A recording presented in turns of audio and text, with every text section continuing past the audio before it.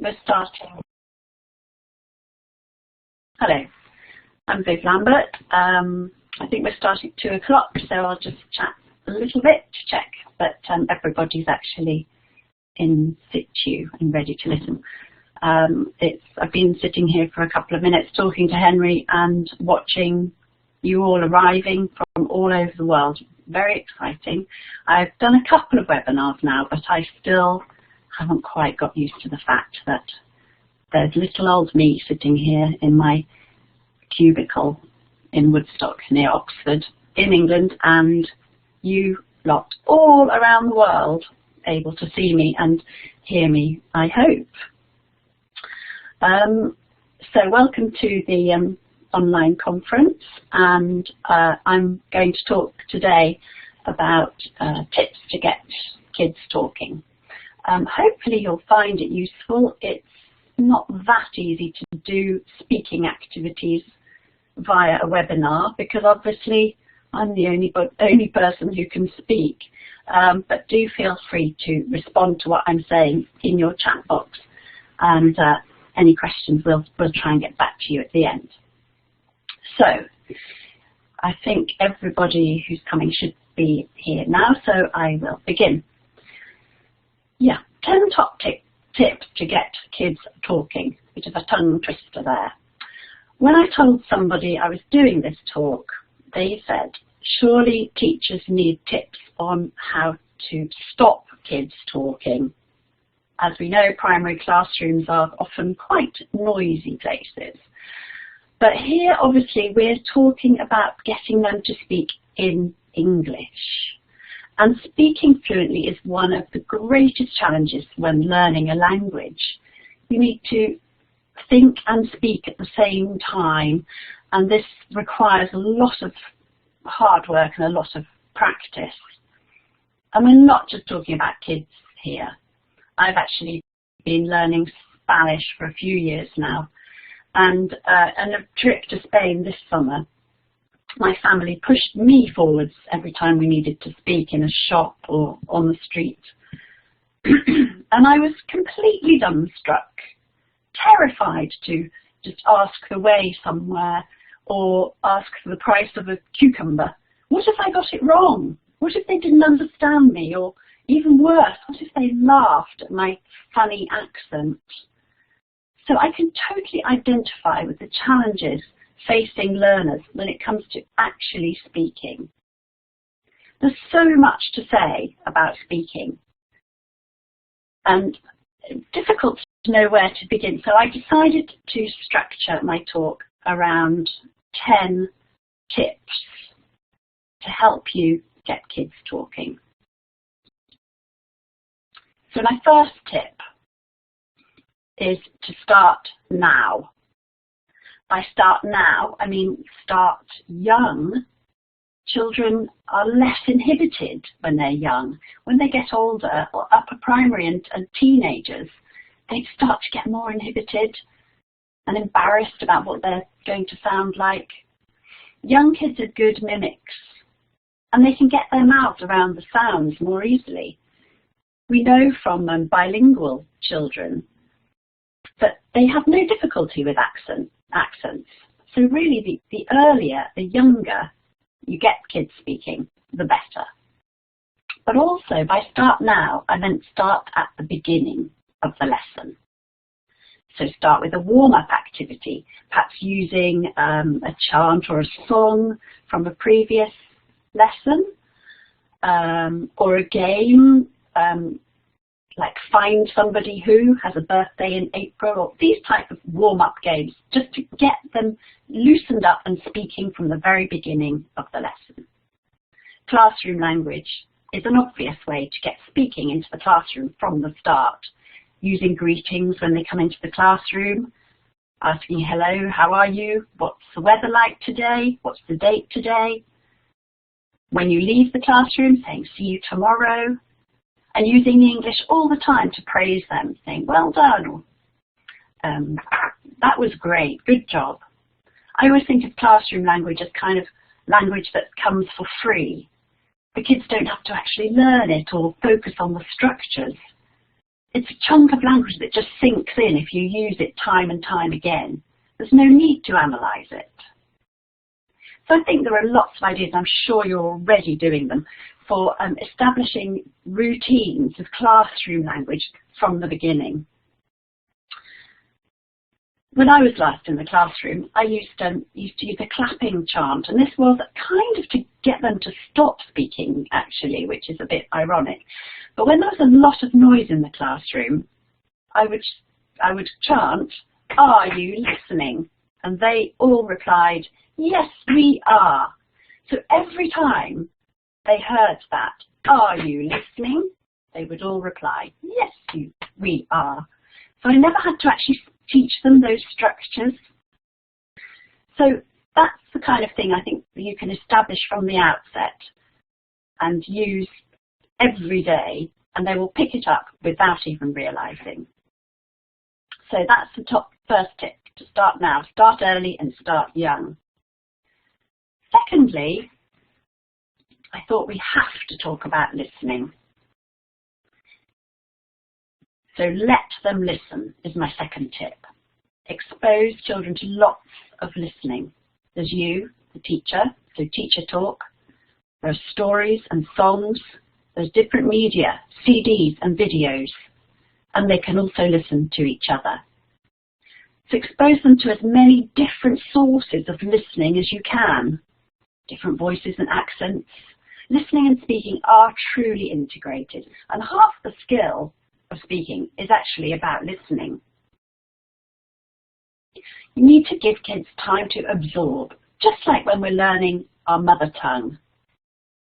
Remember that when babies learn their first language, they spend a lot of time listening before they're able to speak. So as a writer, I'm always trying to find different ways to present listening material to provide as much variety as possible. On this picture you can see a few different ways that we used in the last course I wrote, Story Central. We have CDs, storytelling videos, as well as the stories themselves, which can be read by the teacher. I've put an example here of one of the stories from Story Central. And this one you can read to the kids. They can listen to the audio, or they can watch a professional storyteller telling this story on the video. So we mustn't forget to give them time, let them listen before we can expect them to be able to speak. My third tip, which ties in with this, is to prepare them. Before we can expect kids to speak, we need to pre-teach the language and provide lots of practice. Drilling, repetition, choral activities. I'm going to come back to these because that makes it all sound very traditional and a bit boring, but actually we can disguise these drills and these repetitive activities in many different ways. Let them join in when they're ready. Again, there are ways to wait until children feel confident and ready to join in themselves. And finally, make sure they know what they have to do. It's all very well thinking the kids know this language and then asking them to do an activity. But if it's not clear exactly what they're supposed to be doing, then they're going to fall at the first hurdle. The example here on this screen shows a chain game. There are lots of games like this, like sometimes called the market game. I'm going to market and I'm going to buy a banana type thing. This one, I have a bird. The next kid adds another animal. I have a bird and a dog. The third child adds another. I have a bird and a dog and a frog. Now the child might think of this as a game, a sort of memory game, a chain game, adding a different animal each time, but actually you're also drilling the structure. I have a. So I think there are lots of different ways that we can prepare kids and provide lots of practice. Games like I Spy, What's the Time, Mr. Wolf, I Went to Market, repetitive games that help them to embed the language in their minds. This gives them security and makes them feel happy about the language. They've said it so many times it becomes second nature. And letting them join in when they're ready, it provides some opportunities for them in a secure and non-threatening way through things like songs and chants, where maybe you do the activity as a whole class, but it's never clear how many of the class are joining in. So if the shyer ones or less confident ones don't feel ready, perhaps they can wait until they feel confident and then start to join in. I've got an example of a song coming up here. Songs are, I think, the ideal way to let children join in when they're ready. This song is from a song video from Story Central. I really wanted to show you the video, but Henry told me that it wouldn't work, which is a bit of a shame, but I think you'll get the idea just from this picture. So this video shows the actions. There's a boy here doing the actions while the song is playing, and you also have the karaoke version of the song on the screen. So kids can join in when they like. I'm going to play you a bit of this song and see if you feel like joining in at all. I'm sure if you had the video you would definitely want to join in, but I'll see if you can hear this. Chapter 6, Lesson 5. Can you hear? Activity 1. My pets. Great. I have a turtle and a cat. I have a hamster and a rat. I have a fish and a mouse. They all live here in my house. I love my pets. Join in now. I put the word. They love me. I love my pets. They're my family. I don't have any brothers or sisters, you see. My pets are my family.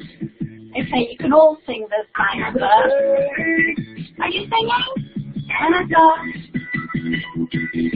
I have a rabbit and a frog. All these animals live with me. My pets are my family.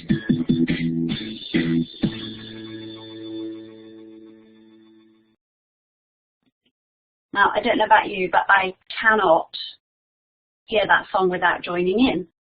But if you were feeling a little bit shy and you didn't feel ready to join in, that's also fine. So obviously these kind of songs and chants are a great way to get kids to listen and to enable them to join in when they feel ready.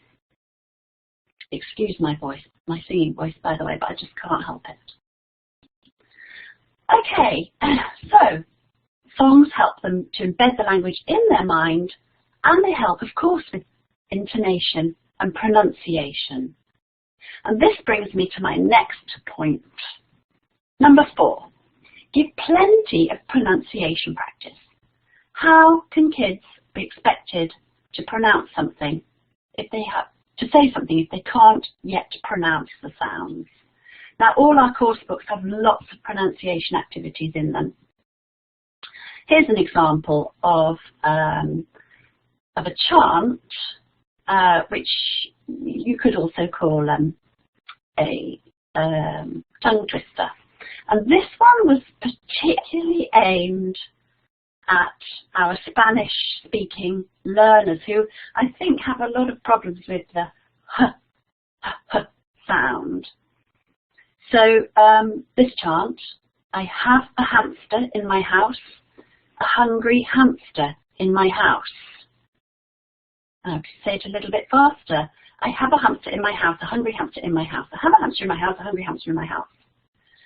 These kind of chants, again, kids can join in when they feel confident, and they can play games with them, saying them as fast as they can, clapping out the rhyme. I have a hamster in my house. Saying it as a tongue twister. But one idea for an activity, you'll see I've got a flashcard here of a hamster. And in the classroom, what you can do is use the flashcard if they make a mistake with the h sound. So instead of drawing their attention to it and going through explaining what they've done wrong, just point to the hamster flashcard. And this will jog their memories and remind them that they're supposed to say h. And this kind of pronunciation work can lead on to phonics and obviously writing work once they start to connect the sounds with spelling. So pronunciation practice, extremely important as a basis for speaking, preparation for speaking. So my next tip, give them a purpose. I think children, more than adults, need to see a reason for speaking.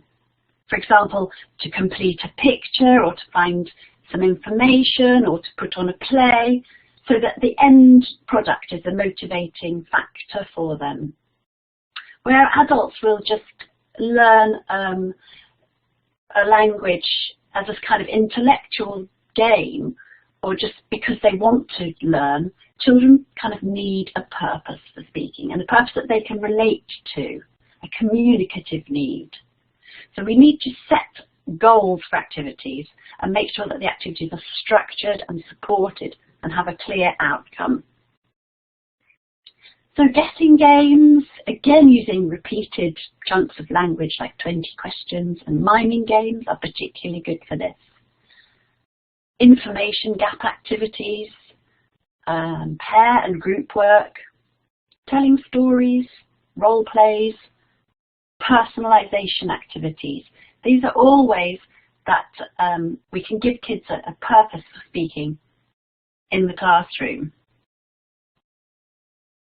So again, as a writer, I'm always trying to incorporate different information gap activities into the materials I write. And sometimes it's hard to set them up on paper, but I've got a couple of examples here that I'll show you.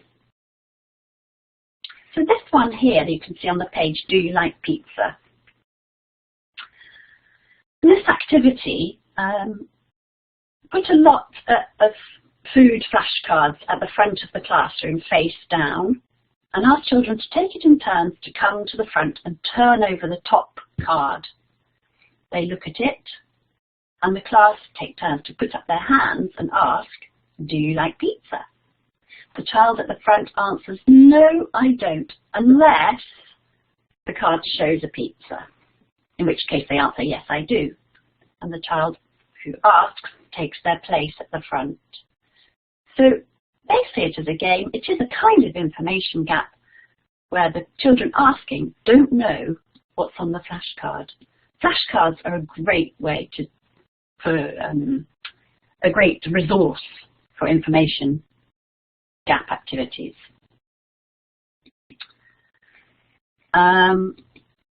This is a speaking game, an example of a speaking game here. In this game, you hand a piece of paper to each child. They tear it into 4 pieces and draw an object that they possess on each piece. They colour each picture, and then they write a list of their objects on a separate piece of paper. For example, a yellow ruler, a red book. Then put the children into groups of 3 or 4. They put all the pictures together face down and mix them up. Then each child takes 4 pictures. The aim is to get their own objects back by asking questions like, have you got my yellow ruler? Yes, I have. When they get their picture back, they can cross it off the list. I'm sure you do these kinds of games already. There's nothing new really in these ideas here, but I'm just trying to sort of reinforce and remind you of different ways to bring this kind of need for communication into the classroom. Spot the difference is another obvious activity. Your books may be full of spot the difference activities, but you can make this into more of a communicative game or speaking game by giving one picture to one child and another picture to the other child. And the children have to describe their pictures in order to find out the difference. So in this example, the child with picture A might say, my monster has 5 ears. And the child with picture B would say, my monster has 6 ears. So they know that that's one of the differences. Storytelling. Storytelling is another great way to get kids speaking. And you can turn this into a kind of information gap too. Children may be familiar with this story of the lion and the mouse. So once you've taught them the basic vocabulary, they really don't need very much vocabulary for this story, which is why I chose it. The lion, the mouse, hunters. Hand out pictures of this story in jumbled order. Ask the children to put them in order and tell the story for them to check. Then put the kids into groups of 8. Each child takes a picture. They look at it and prepare a description of what's happening in their picture. So the lion is sleeping. The lion is going to eat the mouse. The hunters catch the lion. These kind of very simple language. So children describe their pictures without showing them to each other, and then they can try to stand in the correct order. They check by revealing their pictures in turn and telling their part of the story. After this, obviously, they can go on to write the story in their notebooks as a follow-up activity. Acting out is another motivating activity to get kids speaking.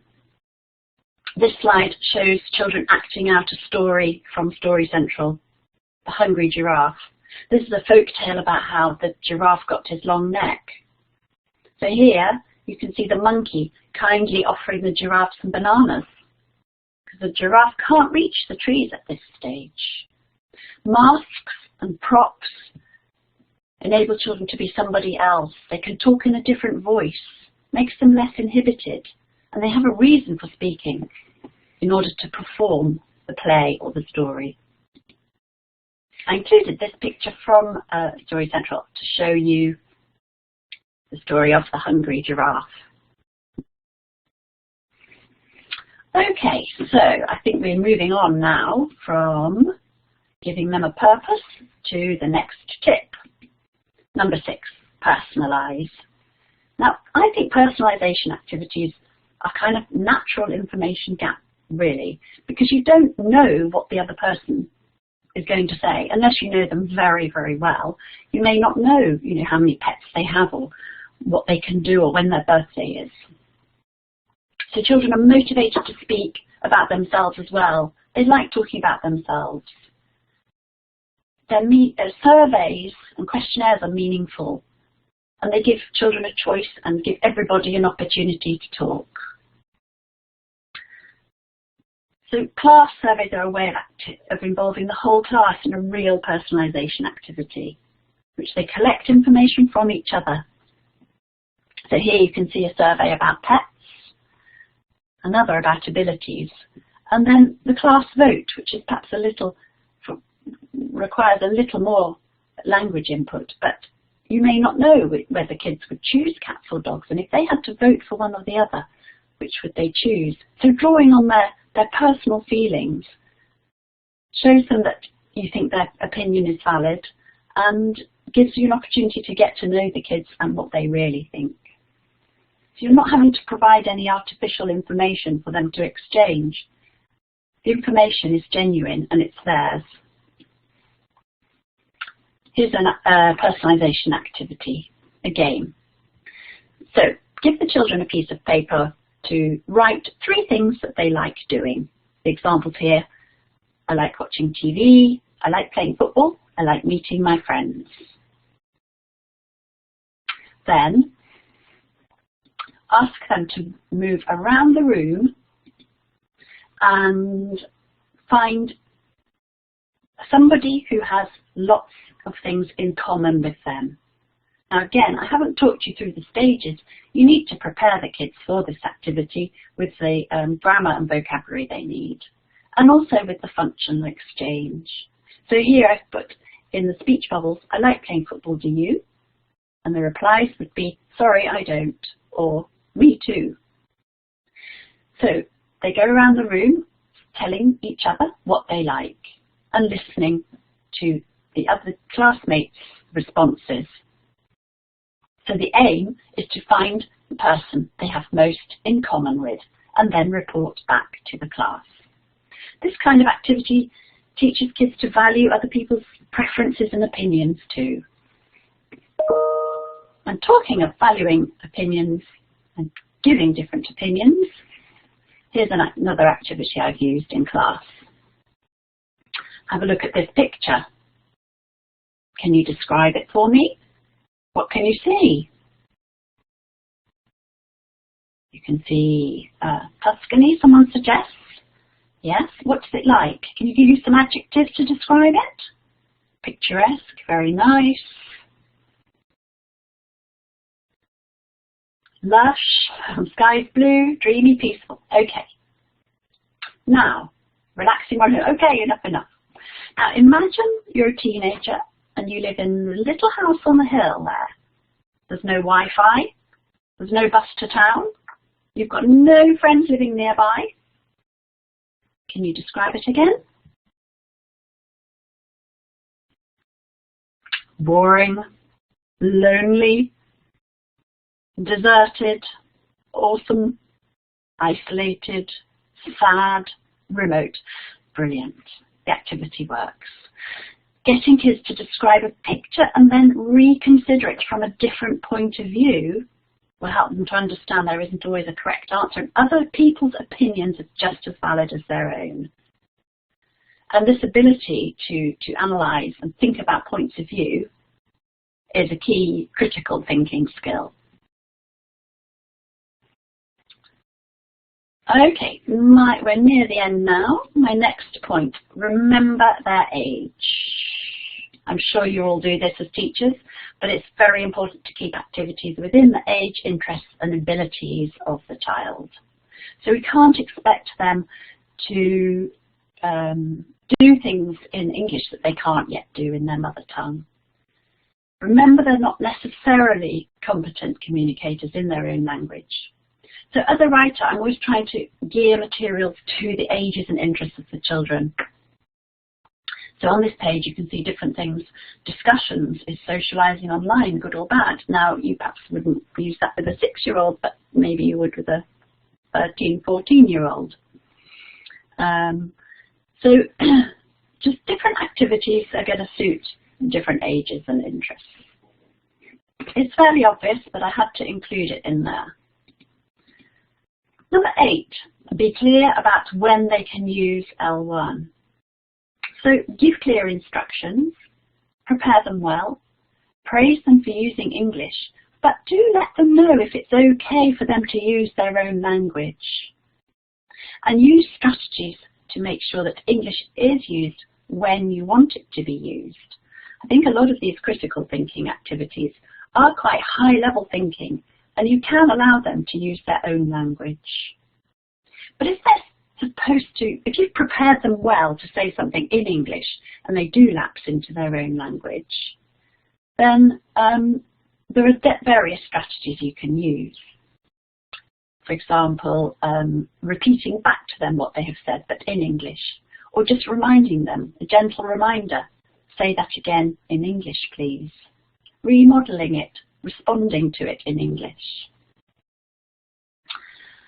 I think somebody's one step ahead of me with my next point, which was, yes, number 9, don't overcorrect.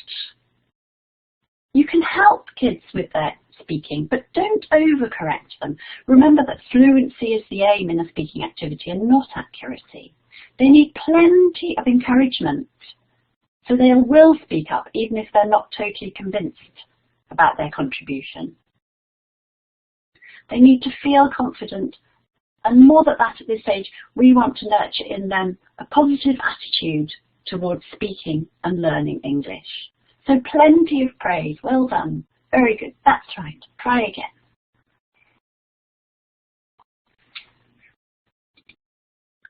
So I'm coming to the very end of my talk now, just to recap on my 10 top tips to get kids talking.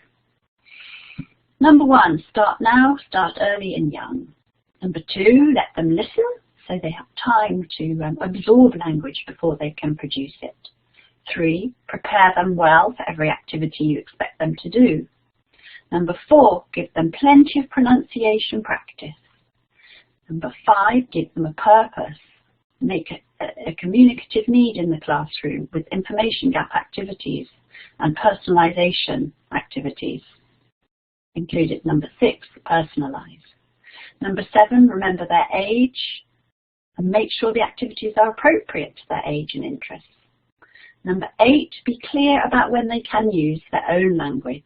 If you don't mind them using their own language, then make sure that they're clear about that, and make sure they're clear about when they need to use English. Number 9, don't overcorrect them, because we really want to nurture a positive attitude to speaking. So, what can number 10 be possibly? Have fun. Speaking should be fun. It's a kind of treat at the end of the lesson, but also throughout the lesson. You've had all this input, done all this hard work, all this preparation, this grammar and vocabulary that you've absorbed and sorted out in your mind, and now you're ready to produce and you're ready to speak. So by using a variety of activities, songs and rhymes and chants and dialogues and stories and games, keeping it short, changing the focus, this will all help children to have fun, and as we all know, children learn best when they're having fun. So let's get them talking, keep them talking. And that's the end of this presentation. So thank you very much for listening. I hope you enjoyed it and that you learned something from it, or got a few new ideas from it. Thank you. I think I'm supposed to be doing about half an hour, but I'm not sure if Henry's gone off for a No, I'm here still. Can you hear me? Okay. Yes, I can hear you. Yes. Very good. Excellent presentation. I was just wondering, seeing as we've had so many comments in the chat box, if you'd be able to stop around for a few more minutes and perhaps answer some questions. If anybody's got I can try my best. Yes, I'm happy to try. Okay.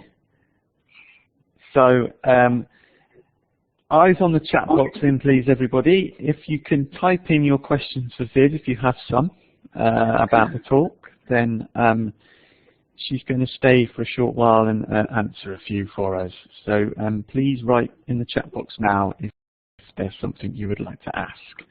Yeah, I'm just scrolling back as well, because I think there were perhaps a couple of questions along the way, and a couple of people who were a step or two ahead of me and giving me my next tip before I'd said it. So hopefully we're on the same wavelength anyway. Brilliant. Okay, so I've seen quite a few come in now, actually. If you scroll to the bottom of your chat box, Viv, and see the ones that have just been written in there, maybe pick a few. Most people are saying nice things. Thank you. Everybody's saying so many nice things. Thank you very much. Thank you, thank you, thank you. Thanks, Viv. Can't see any questions yet, which is brilliant. Maybe I covered everything. So, here's one. Should I correct all my students' mistakes, or is it better not to disturb their speaking? From Maria. Well, did Maria see slide number, where is it? Slide number 9. Don't overcorrect. Goes back to 9. So I would say definitely do not correct them all the time. If they're in the middle of an activity and they're still able to do the activity, then definitely let them carry on, because our aim with speaking activities is fluency and not accuracy. Now, if there are so many mistakes that they're completely stuck and their partner doesn't understand what they're saying, then obviously then you're going to have to intervene. But I think if they make a couple of mistakes, then I really wouldn't worry. I think we have to remember that language is all about communication, and if they're able to communicate, it doesn't matter how many mistakes they make along the way. Different if you're in an exam situation, and different with writing, which, you know, obviously has to be a little bit more accurate. But I think in these type of speaking activities, especially with young children, just let them enjoy it and don't correct them too much. Just hold back from correcting them all the time. Thank you, Viv. A few people are wondering about situations as well where the students obviously have different native languages. And should you enforce a rule where you get them to only speak in English in the classroom, or is that counterproductive? So you mean in a multilingual situation? Or, well, should you teach them in their mother language occasionally as well, in the mother tongue? Should you break into that, or just always try and use English, I think is the I question. think you have to use mother tongue a lot with young kids, because again, you want them to feel at ease and to know what's going on, and there's quite a lot of explaining and preparing activities and setting things up, and I think all of this can be done. A lot of this can be done in the mother tongue. But I think perhaps there are parts of the lesson that you keep to English. So like I said at the beginning, perhaps when you go in, make sure the first thing you do, the first activity, is using English. And, you know, keep on interspersing the class with actual English speaking. I think some language teachers can go through the whole class and hardly speak any English, which seems completely wrong. But when you first asked, I didn't know whether you meant in sort of multilingual classes. And if you do, then I think it's a lot harder, because which language is the teacher going to use? And I think actually although it's harder, I think you're in the luckiest position really, because the whole situation is like these artificial information gaps we're trying to set up. The whole situation is going to have to happen in English for everybody to understand. And I think those kids are quite lucky, because they're likely to progress faster, because they have that need to speak in English, because they have different mother tongues from perhaps their classmates. So a mixture of answers there. I hope that was clear. It was a bit garbled, a bit waffly. No, that makes perfect sense to me. Sorry, I didn't phrase the question my best either. Okay, so I think we've got time for one more. Let's see what's come in for us. Lots coming in at the moment. I'm sorry we won't be able to deal with these all now, but you know, you can contact us via the email address I'm going to share. You can write to us here at Macmillan, and we can forward on some more to Viv if you have time. Okay. What about distracted students? Yeah, that's a good one to pick up on. Yeah, I don't know. At the very beginning, I mentioned about the sort of clapping rhyme. I mean, my last experience in the classroom was actually teaching French to English kids here, and I found discipline really difficult, actually, really difficult. And I think they thought that the French lesson was a bit of a laugh, so because I did a lot of games and songs and things. So I think it was quite hard to get them to actually sit down. But I did find these kind of repeated like clapping rhymes and things worked quite well.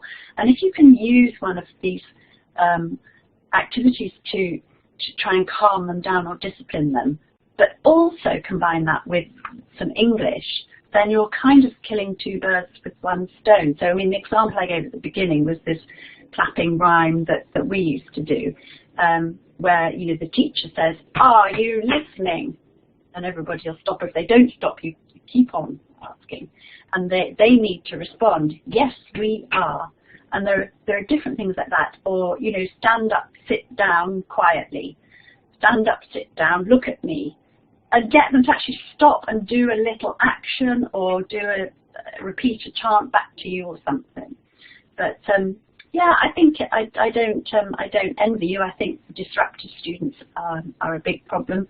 And again, I think there are these little strategies we can use, but again, a lot of it comes down to motivating them in the first place. So I'm hoping that if you're using materials that are aimed at the right age group and the activities are achievable and fun and interesting, they will be more motivated and less likely to be disruptive.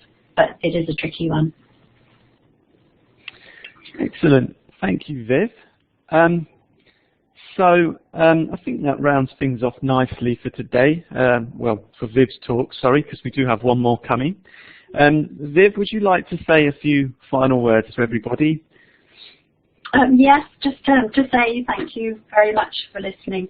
And yeah, again, I'm sorry that we couldn't actually do any speaking because of the forum, the webinar forum, but it's been great to have your little comments throughout, and then most of them have been so encouraging and positive. So thank you very much, everybody, wherever you are.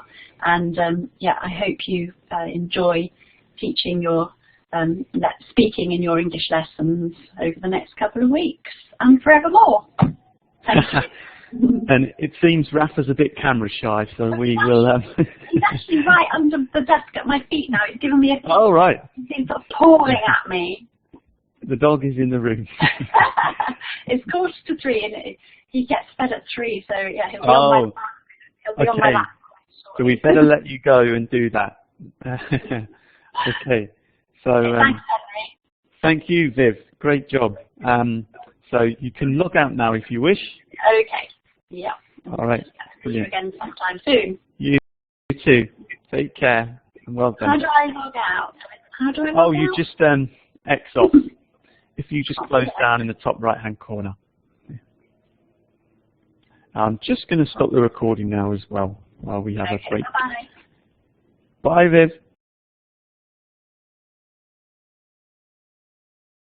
Sorry about all this. I'm just seeing your face on there, but maybe it should be mine. But anyway, I'll yeah, go. now that's better. Good. Yeah. Well, hello everyone. Sorry about all the glitches, and welcome to the last session of today. And thank you very much for joining this. It's going to be quite a short session. I'm Michael Rundell. I am the editor-in-chief of the Macmillan Dictionary, macmillandictionary.com. And I'm here to give a few ideas about using the Macmillan Dictionary to build vocabulary. And particularly talk about the way the dictionary can support you in choosing the right words, the words that you really need to use, and also, crucially, in how to use those words in the most effective and natural way. I might have to talk a little bit quickly because the session isn't very long, but this PowerPoint that you see here